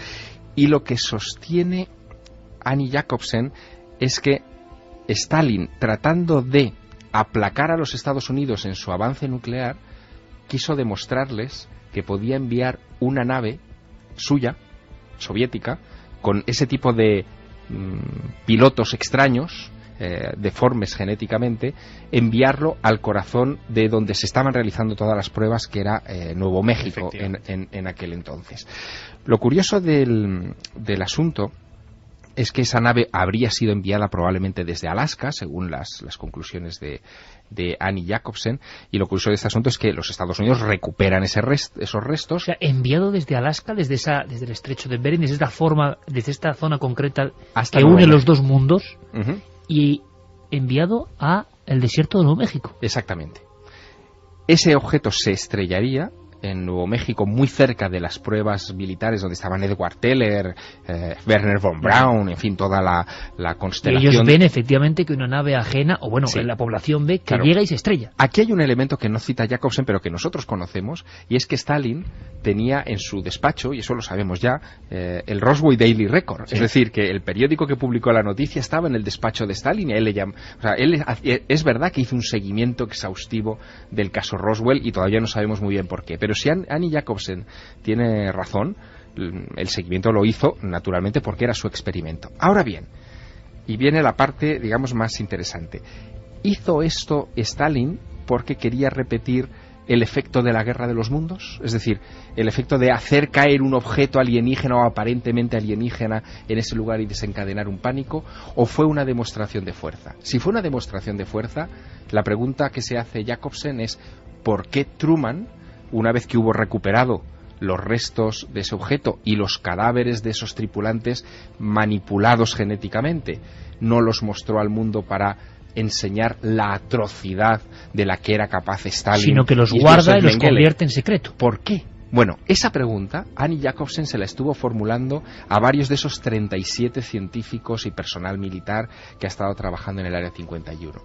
Uno da una respuesta en una de las últimas páginas del libro, después de insistir muchas veces que no respondería jamás a esa pregunta. Y la respuesta pone los pelos de punta. La respuesta de ese militar norteamericano que entrevista a Annie Jacobsen y cuya identidad protege en este libro, dice que Truman no los mostró al mundo porque ellos también estaban haciendo esos mismos experimentos. Es decir, que existían experimentos dentro de la Comisión de Energía Atómica que violaban el Código de Nuremberg de 1947 contra la experimentación con seres humanos. Nos lo podemos creer o no, pero lo cierto es que, y vuelvo a otra de las piezas lanzadas en la primera hora del programa, Eileen Welsom del Albuquerque Tribune, ganadora del premio Pulitzer de periodismo en 1994, por la investigación que demostraba que la Comisión de Energía Atómica había sometido a irradiaciones de plutonio a niños de un orfanato de Boston, estaba demostrando que la Comisión de Energía Atómica había violado ya ese protocolo, ese código de Nuremberg de no experimentación con seres humanos de 1947. Guerra sucia al máximo nivel. La pregunta ¿es suficiente el valor de que ellos estuviesen en los Estados Unidos haciendo esas pruebas para no mostrar en una operación que hubiese tenido un impacto tremendo, un impacto como este impacto sonoro que acaba de propinar a todo el mundo Noel Calero, un impacto brutal en la opinión pública? ¿Esas fotos las imaginamos? La cuestión es por qué no han salido a la luz. Es extraño que después de tantos años. Bueno, también se da una clave en este libro que es muy interesante. Piensa que ha habido en estos últimos 20 años muchos intentos a través de la Ley de Libertad de Información, a través de la Oficina General de Contaduría de los Estados Unidos, a través de muchos organismos. Pero nadie ha llegado a las fotos. Eso es, de llegar a Washington y presionar a la Agencia Nacional de Seguridad, a la Agencia Central de Inteligencia, a la Fuerza Aérea de los Estados Unidos para que desclasifique los archivos de Roswell, y nunca han terminado de desclasificar nada. ¿Por qué? Según esta información, hay una explicación muy lógica. Porque los archivos del caso Roswell y de todo lo relacionado con esto no están donde creemos que están. Están en la Comisión de Energía Atómica, que está por encima de todo esto. Ahora me pregunto, ¿habrá en algún lugar algún documento que dé la fuerza y plasme la realidad de estos acontecimientos terribles? Los extraterrestres quedarían en un segundo plano. ¿Es posible a un niño modificarlo genéticamente hasta el punto de que tenga un aspecto que se le confunda con un extraterrestre? Son tantas las cuestiones. Nuestra encuesta, ¿qué dice ahora? Pues la encuesta sigue muy alta porque la gente sí cree que se ocultan evidencias extraterrestres en el Área 51. El 82,6% de la gente que ha votado opina que sí, que siguen ocultando esas evidencias de seres extraterrestres, y también el no, dicen 17,4%, muy poquito. 82% creo que es una de las más altas encuestas que hemos tenido, y sin embargo esta hipótesis también es tremenda, también es terrible, y también nos muestra lo hondo de los secretos del mundo de las potencias vencedoras a los nazis. La clave quizá esté en un dato que hemos dado también antes y que a mí me parece escalofriante y conviene subrayarlo otra vez. 600 millones de páginas clasificadas en el año 2011 están todavía en los archivos nacionales de los Estados Unidos y hablan sobre el uso que los Estados Unidos hicieron de los científicos nazis después de la Segunda Guerra Mundial. Os lanzo una pregunta muy breve, a ver si es posible que me contestéis. Entonces, ¿qué vio Bob Lazar, si vio algo? Bueno, esa es una muy buena pregunta, porque lo que dice Annie Jacobsen que pudo haber ocurrido es algo que, en fin, es comprensible desde el punto de vista de la psicología de la percepción. Él vio algo que no entendía y lo interpretó en clave extraterrestre porque en esa época se hablaba mucho de extraterrestres. Y pone un ejemplo. Dice que en 1942, sobre el Área 51, ese lugar tiene para todo, como estamos viendo, en 1942, sobre el Área 51, un piloto de un caza convencional, de un P-38, vio una de las primeras pruebas de un avión jet de la historia, que era un avión Bell Aircraft. Y cuando hizo el informe correspondiente de lo que había visto, como si hubiera, en fin, se hubiera encontrado con algo de otro mundo, dijo que ese avión extraño que había visto lo tripulaba un gorila. ¿Sabes por qué dijo que lo tripulaba un gorila? Porque los primeros pilotos de jet llevaban ya las máscaras que cubrían su cara con el aparato respirador, y a ese hombre le pareció que aquello que no había visto jamás en su vida era lo más parecido a un gorila que se había encontrado tripulando un avión.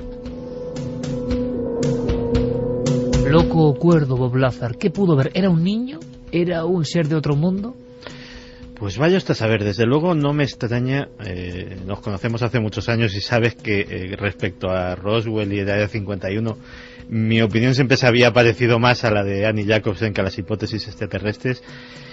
Y hablando de la época de Stalin, no me extraña absolutamente nada. Mira, había un tanque soviético que el artillero, por fuerza, tenía que ser menor de 1,50 y ser zurdo. De tal manera que si en época de Stalin nacías bajito y zurdo, lo más probable es que tuvieses las actitudes que tuvieses, acabases de artillero de tanque. Con lo cual, en una época en que tener una bomba atómica no era nada, por la sencilla razón de que no tenías cómo colocarla en el país enemigo. No había bombarderos transatlánticos hasta bien entrada la década de los 50. Era una carrera por conseguir ese avión que colocase esa enorme todavía, porque eran además unos aparatos muy voluminosos, bomba en el territorio soviético o en el territorio americano. Y había que aligerar peso y aligerar habitáculos y dejar mucho espacio para la carga y para el combustible. Y cuantos más pequeños fueran los pilotos, mejor. Si los había naturales, bien, pero si había que fabricarlos... Esto me recuerda una referencia literaria que no me resisto y que seguro que a ti te encantará. Es ese maravilloso libro de Stephen King que se llama Danza Macabra, que es una revisión de la historia del terror. La escena del Sputnik. Exacto, la escena del Sputnik. Él recuerda perfectamente, Stephen King, como en uno de los veranos de su infancia estaba viendo una película de miedo en un cine en Maine y de repente el dueño de la sala interrumpe la proyección que estaba asustando moderadamente a la audiencia. Interrumpe la proyección, se baja hasta donde están las pantallas, levantando los brazos y haciendo aspavientos, y da una noticia: la Unión Soviética ha puesto un satélite sobre nuestras cabezas. Se desató el pánico. ¿Por qué?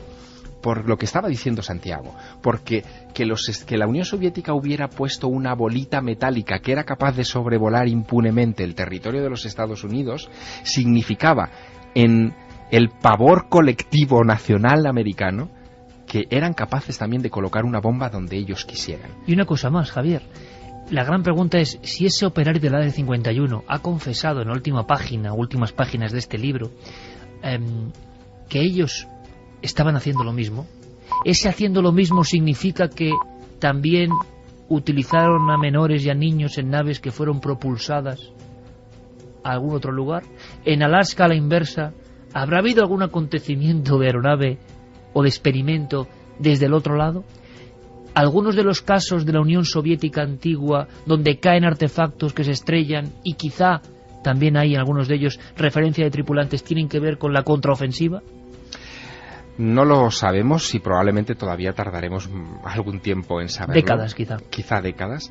Pero yo tengo la impresión, la he tenido mientras leía las páginas de este libro de Annie Jacobsen, de Área 51, que a mí me parece que tardará también un poco en traducirse al español, porque, en fin, los mecanismos hoy de traducción de esta clase de libros son muy lentos, pero a mí me da la impresión de que estamos ante un libro que va a ser un clásico, es decir, que va a cambiar la perspectiva de muchas cosas, o por lo menos va a abrir un nuevo camino de investigación que está indudablemente en archivos oficiales clasificados. 600 millones de páginas aún por ver la luz, y en toda esta historia, extraterrestres o no, hay una cosa indudable, siempre presente. Hace poco me contaba un buen amigo una historia de la Unión Soviética, del batallón 101, me puso la sangre mala, sinceramente, cuando me lo contaba, los horrores del infierno blanco en la URSS, antes de ser la Unión Soviética. Un batallón tenía que matar en un pueblo abandonado a 800 niños que se refugiaban allí. Y había como, no sé si 300, pueden variar las cifras ahora mismo, pero 300, 400 personas, soldados, que tenían que ejecutar 800 niños. Algunos de esos niños tenían a otros niños más pequeños en los brazos. De esos 300 o 400 hombres, solo 11 dijeron que no. Solo 11 se negaron a hacerlo.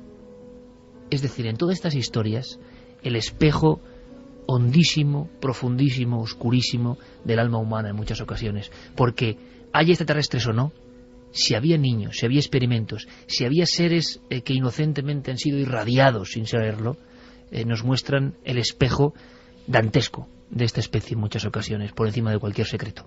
Javier Sierra, compañero, como siempre, muchísimas gracias, bienvenido. La semana que viene más viaje, más sorpresa. gracias por tu éxito, por estar aquí con nosotros, a seguir triunfando, compañero. Muchísimas gracias, buenas noches. Te has encontrado bien en la radio, es el retome de nuevo de este ambiente, ¿verdad?, tan especial. Me encanta, os echaba mucho de menos. Nosotros también, y por cierto, Javier, lo contamos la semana que viene con Visiones de América, seguiremos, acabas de llegar, has estado en la Feria del Libro, seguirás triunfando, el éxito de Javier es tremendo. El éxito es de los lectores, de verdad. Bueno, claro, del público, de los que están ahí al otro lado. Son los que ponen la emoción. Sí. Pero hay que escribirlo para que los lectores lo lean. La semana que viene, vamos a hacer visiones, cosas, a flor de piel. Hoy empezaba la historia con el aeropuerto JFK y un libro, que fíjate en qué ha acabado, pero creo que ha recibido mucho cariño, y mucho cariño que, sinceramente, también nos corresponde, porque mucha gente que ha acudido a ver a Javier en diferentes ámbitos venía con un mensaje, que sabemos que estáis ahí, que nos seguís, y eso nos da una fuerza enorme en esta 10ª temporada de Milenio que ya termina prácticamente. Javier, a descansar, que te lo has ganado, amigo. Un abrazo. Un fuerte abrazo, hasta pronto. Nunca antes habías estado tan cerca de lo desconocido. Milenio 3. Cadena SER.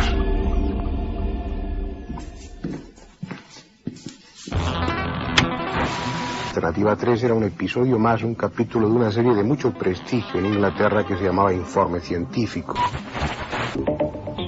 Medianoche. Que ya las pantallas de televisión están reflejando un punto luminoso. Las psicofonías son grabaciones paranormales en cinta magnetofónica. Los archivos aproximadamente 3.000 casos de encuentros con los humanoides. Esta noche, mágica, La Cruz del Diablo, de Gustavo Adolfo Becker. Que el metal se está fundiendo y dice que pronto se convertirá en algo así como plástico. Concretamente esta cuchara que tengo en la mano es nueva totalmente. El túnel del tiempo. 2:34, y del área 51 sin solución de continuidad nos marchamos al mundo de la transcomunicación, TCI, transcomunicación instrumental, todo un clásico en nuestra historia, un clásico que cumple una clara senda. Encuentro una frecuencia muy adecuada y ellas me animan diciéndome en poco a poco has venido. Poco a poco has venido. Seguidamente me dicen, si quieres, ya volveremos, anímate. También me dan ánimos diciéndome, qué feliz que soy. Pero también me añaden, estoy muy cansada. Yo les pregunto si me pueden ayudar a resolver los problemas de trabajo de este tipo y me contestan amigablemente diciéndome, a ver, dígame. También pregunto en qué estado se encuentran y sorpresivamente me contestan consciente.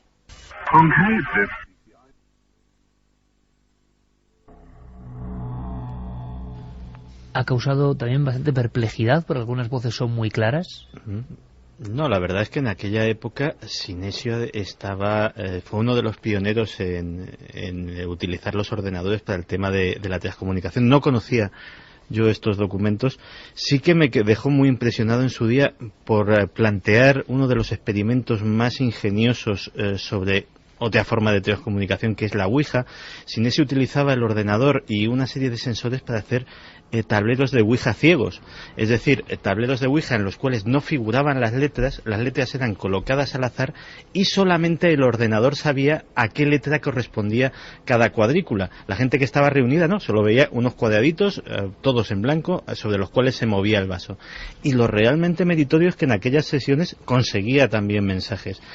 La verdad es que a mí me ha dejado con mucha curiosidad este trabajo y investigaré a ver de qué se trata, ¿no? Diego Marañón, buenas noches, compañero. Hola, Iker, ¿qué tal? Sin duda el tema de la transcomunicación no puede abordarse en un solo túnel del tiempo, porque ha habido muchos investigadores, algún que otro misterio, alguna que otra tragedia, algunas comunicaciones aparentemente, e imagino que también fraudes y equivocaciones. ¿Qué es lo que hemos escuchado? Pues lo que hemos escuchado es uno de los experimentos que Sinesio Darnell, que es químico industrial, como decíais, técnico en microbiología y además diplomado en química, realiza con su ordenador. Él lo que hace es, mediante un sencillo sistema, en la entrada de línea del ordenador, conecta un emisor de frecuencia y selecciona las que él considera que son las mejores frecuencias para obtener esta clase de inclusiones. La preferida, por cierto, de Sinesio Darnell son los 9000 kHz, es un dato que él da de vez en cuando, y bueno, esas frecuencias quedan grabadas en el disco duro del ordenador y es lo que acabamos de escuchar, unos diálogos que desde luego no tienen tanto en lo que compararse, ¿no? No hay esta clase de documentos tan largos, tan claros, que la verdad, si uno lo piensa, se parece bastante a esos audios que se pueden conseguir hoy en día con esos generadores de voces, ¿no? De tal claridad que tienen. Exacto, tal claridad, y que recuerdan un poco la película Frequency casi, de alguien hablando con una persona al otro lado. Pero también recuerdan a emisoras de radio, ¿no? También recuerdan por la claridad algunas, claro, ¿no? A una emisora de radio de la que se han extraído tan solo fragmentos que son los que contestan a esas preguntas. Sí, desde luego no es el típico sonido psicofónico al que estamos acostumbrados. Aunque algunas a mí me han parecido bastante extrañas en su forma y sin embargo otras me parecían muy claras. Conocemos a Sinesio, le veo absolutamente incapaz, yo lo digo aquí clarísimamente, de cualquier tipo de fraude. Ahora bien, que accedas a una información que tiene un origen natural y que se prolongue, porque hay alguna que parecía muy clara, ¿no? Y otras, sin embargo, que parecían con un tono como de alemán. A mí se me han dado un poco de impresión, sinceramente, ¿eh? Y otras que parecían de alguien sudamericana. Vamos a volver a escucharlo, es que yo creo que merece la pena.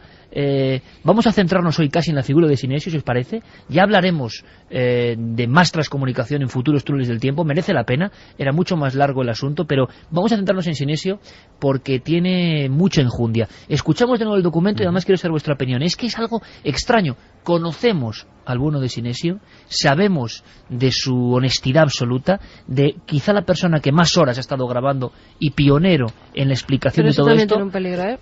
Y de eso vamos a hablar, Ponemos de nuevo esta grabación porque a los tres nos ha dejado fríos. Sinesio explicando estos diálogos con una naturalidad, repito, tremenda. ¿Y qué os inspira a vosotros esas voces? ¿Qué os inspira? ¿Qué os nace de dentro al escucharlas? ¿Que son perfectamente naturales o que aún en su eco tienen algo raro? Escuchamos. Hay una clara senda.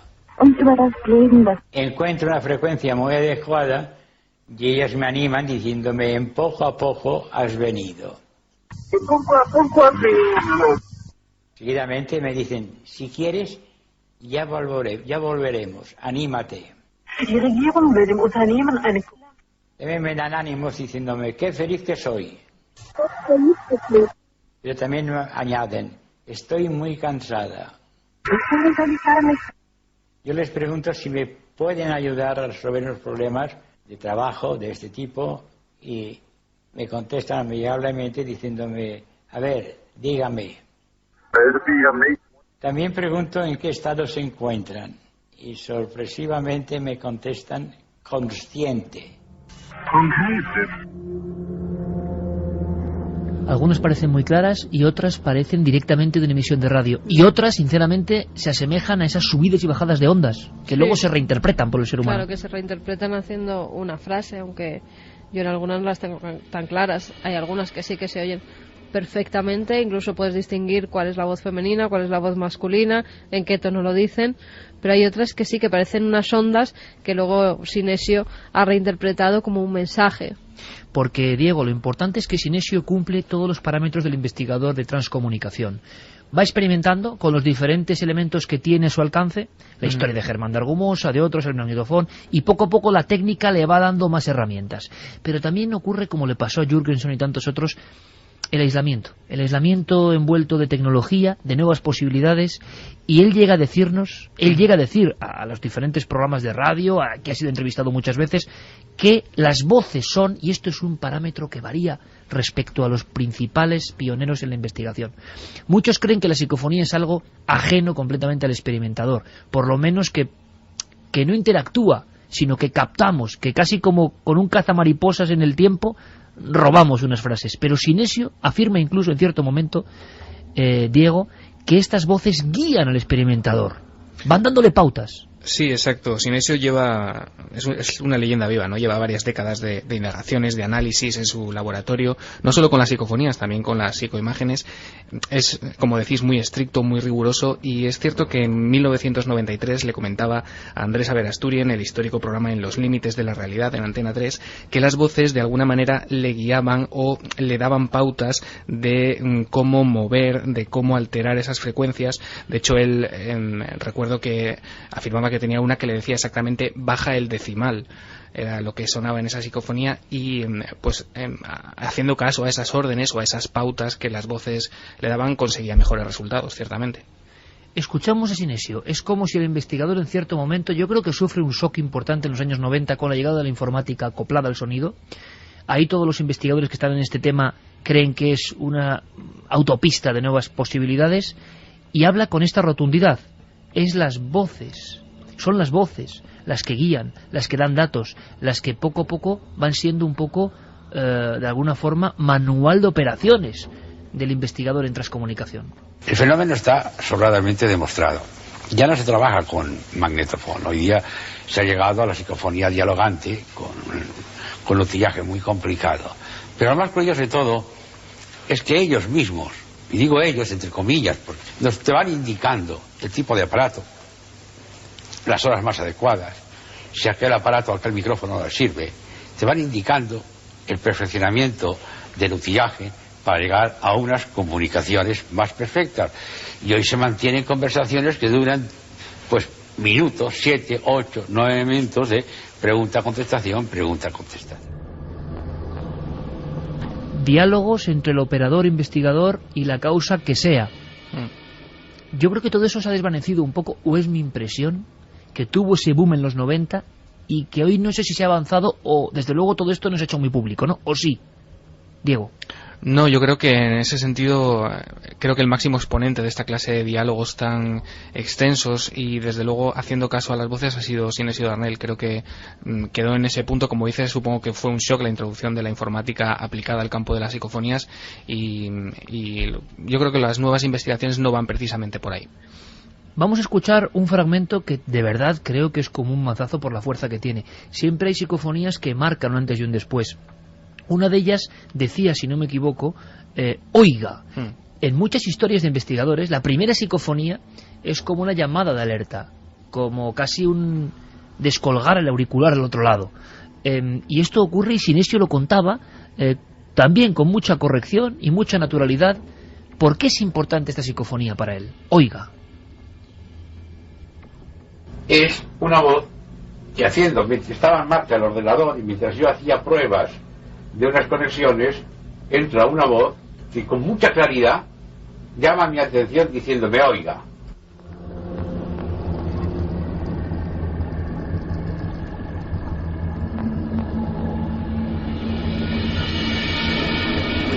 Y esa voz tiene poder, es rotunda. Por lo tanto nos encontramos con una de estas voces de nueva generación, o quizás, si no me equivoco, Diego, ante la primera llamada de las voces informáticas, por decirlo así, a Sinesio Darnell.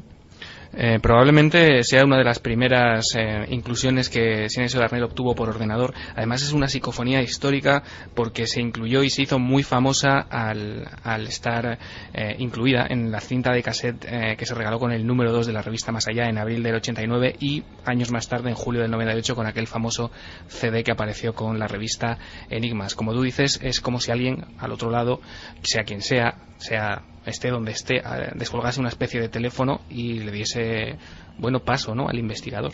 Pero por favor, quiero luego también, además de la ristra de preguntas que quedan sobre la 51, que los amigos y amigas que están al otro lado nos hagan saber lo que les inspiran estas voces. Esta de Oiga es tremenda, es de una fuerza brutal.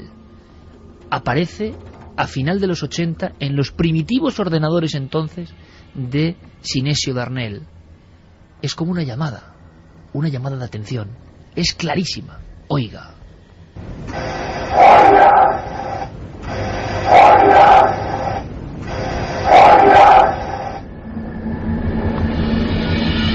Se incorpora a la nave justo en este instante Geray Martínez, y lo hace en el peor momento, yo creo, como a él le gusta, porque el primer documento que pone es esta voz que es, en mi opinión sincera, terrible, porque tiene como un eco, tiene un algo, y es muy psicofónica que las otras. Es así. ¿Y por qué notamos que es más psicofónica? Porque es quizá menos electrónica, tiene menos pozo electrónico. Claro, porque parece que esta está hecha de otra forma, no con esas ondas. A lo mejor no estaba utilizando esas ondas de radio para intentar obtener psicofonías, está utilizando otro método y parece más fantasmal, más psicofónica, más espectral. como son las psicofonías realizadas con los medios de siempre, con una grabadora, con... Pero esta ya es por ordenador, es la primera por ordenador. Por eso te digo, pero guarda el sabor de las psicofonías antiguas que se recogían pues desde con un Nagra hasta las que recogemos hoy en día con las grabadoras digitales. Vamos a volver a escucharla, Yeri, a ver si podemos volver a escuchar ese Oiga, porque yo creo que es muy fuerte, eso sí extraña, es como una interpelación, es como una llamada de atención. Oiga, estamos aquí, o estoy aquí. ¿Pero quién? ¿Qué?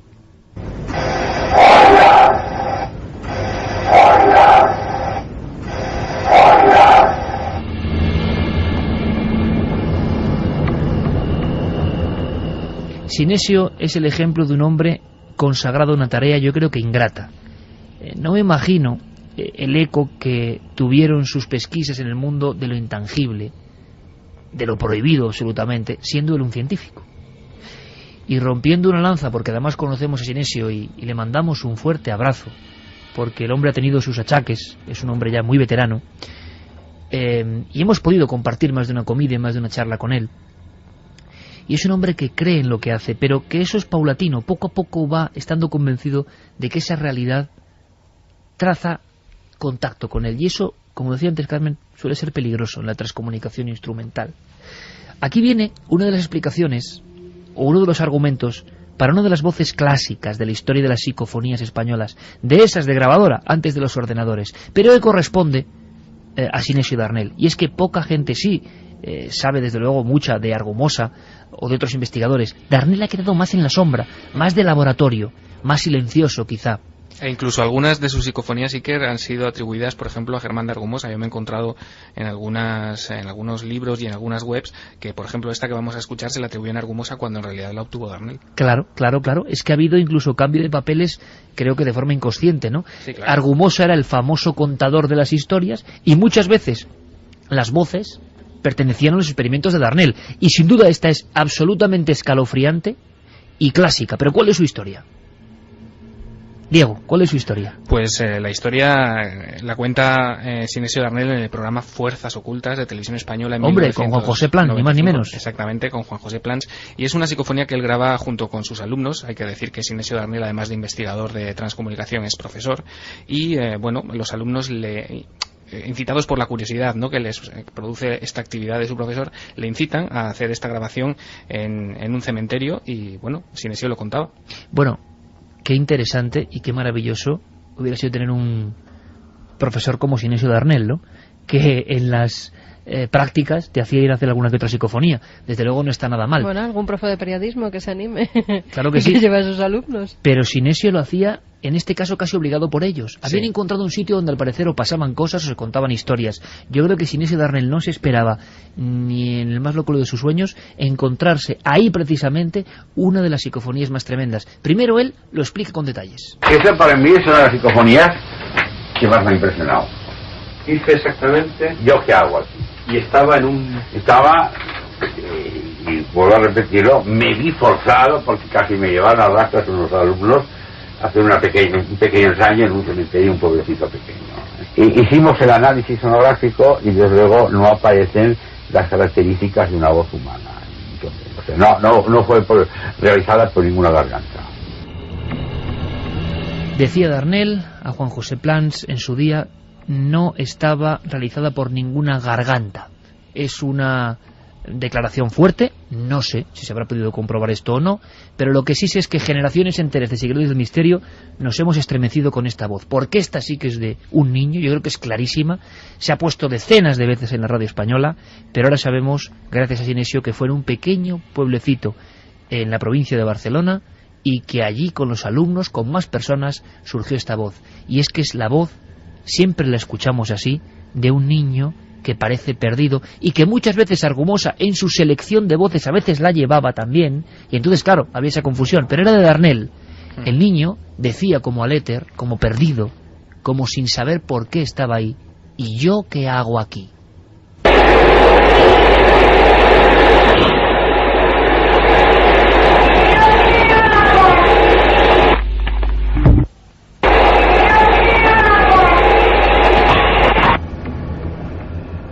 Esta, desde luego, Noel, merece la pena que sea escuchada de nuevo, porque nosotros por cascos llega como un cañón, nos la sabemos de memoria, pero aquí lo que me impresiona de verdad es el tono.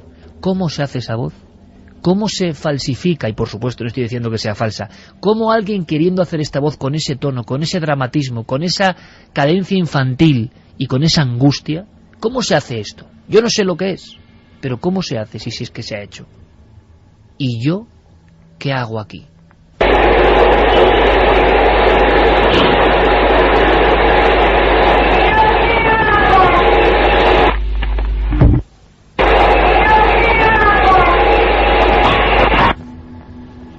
En un pequeño pueblecito, en un cementerio, desde luego inolvidable, y sí es cierto que no se parece en nada a las informáticas, ¿eh? A nada. Además hay un primer golpe o chasquido fuerte, muy fuerte, como ¡pum! Y luego enseguida entra la voz de ese niño, o ese ser pequeño, y yo qué hago aquí, como si estuviera perdido en este cementerio o no supiera que él estaba enterrado en alguna de esas tumbas cercanas. El misterio de la psicofonía y voces sin rostro, editorial Petronio en su día. Primeros trabajos de un investigador español intentando poner luz sobre las tinieblas de un mundo que venía de Centro Europa, que Argumós había popularizado pero que nadie había llevado al papel, y él lo hizo en los años 80, y en esa época además es que Sinesio era muy valiente para esto. Las primeras fotografías de un laboratorio clásico, de un investigador que todos mirábamos con anhelo, ¿no?, diciendo aquí está la ciencia buscando el misterio, eran las fotos, las imágenes del cuarto de Sinesio Darnell con todo tipo de aparatos. Invirtió una gran cantidad de dinero para, con elementos rudimentarios y algunos importantes, grabar cosas. Una de las grabaciones clásicas tremendas, y a mí me parece incomprensible que no se haya descubierto más, es la voz de una mujer, ¿verdad, Diego?, que dice una palabra un poco extraña. Sí, supongo que todo el mundo la conoce también porque también se ha radiado infinidad de veces. Dice adimensional, es adimensional. ¿De dónde sale? Pues es la respuesta a una pregunta que Sinesio Darnell en una de sus experiencias hace sobre el origen de estas voces, porque Sinesio tiene la sospecha, o tenía la teoría, es el creador de una hipótesis que expone la existencia de una especie de zona llamada interfase, de una especie de limbo, donde para él existen o están aglutinadas todas estas entidades que supuestamente se comunican y que también serían las responsables de ciertas acciones o apariciones a nivel físico, lo que podrían ser fantasmas o espectros y cosas de este estilo. Bueno, pues cosas de este estilo que si hablan, según Sinesio, tienen esta voz o esta característica, y esta fue una de las más célebres en los 80 y parece, a mí siempre me ha parecido, no sé a vosotros y sobre todo no sé a los escuchantes ahora mismo, la de una mujer, y no con muy buen humor precisamente, ¿no?, sino con una cadencia extraña. Creo que es del año 85, si no me equivoco. Ha surcado las ondas de la radio en muchas ocasiones y es muy rara, es que es muy extraño, es que esto yo no sé qué es, pero desde luego no es fácil de hacer. Adimensional es adimensional.